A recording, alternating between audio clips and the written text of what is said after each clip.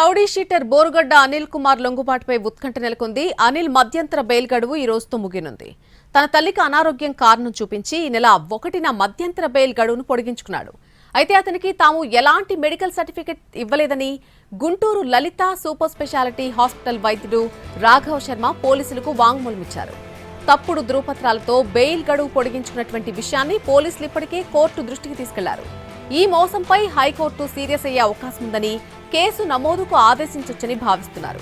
మరోవైపు అనిల్పై పట్టాభిపురం స్టేషన్లో PT warrant పెండింగ్లో ఉంది. ఈ తరుణంలో కస్టడీలోకి తీసుకునేందుకు పోలీసులు డాక్యుమెంట్లను సిద్ధం చేశారు. అనిల్ కుమార్ బెయిల్ పిటిషన్పై అనంతపురం ఎక్సైజ్ కోర్టులో నిన్న విచారణ జరిగింది. వైసీపీ ప్రభుత్వం అధికారంలో ఉన్నప్పుడు బోరుగడ్డ అనిల్ టీడీపీ నేత నారా లోకేష్ అలాగే ఇతర నాయకులను వ్యక్తిగతంగా దూషిస్తూ మీడియా ముందు మాట్లాడాడు.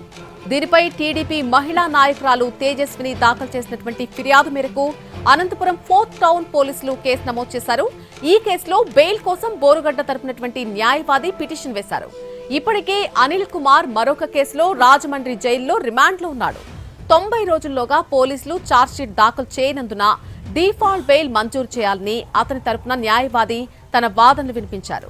బెయిల్ పిటిషన్పై ప్రాసిక్యూషన్ తరపున ఏపీపీ అభ్యంతరాలను కోర్టుకు తెలియజేశారు. పలు పోలీస్ స్టేషన్స్ లో పెండింగ్ లో ఉన్న కేసుల విచారణను పోలీసులు వేగవంతం చేయాల్సి ఉందని అన్నారు. అతనికి బెయిల్ మంజూరు చేయవద్దని కోరారు. దీనిపై తీర్పు రావాల్సి ఉంది. అనంతపురం 3 టౌన్ పోలీస్ స్టేషన్లో అనిల్ పై మరొక కేసు కూడా పెండింగ్ లో ఉంది.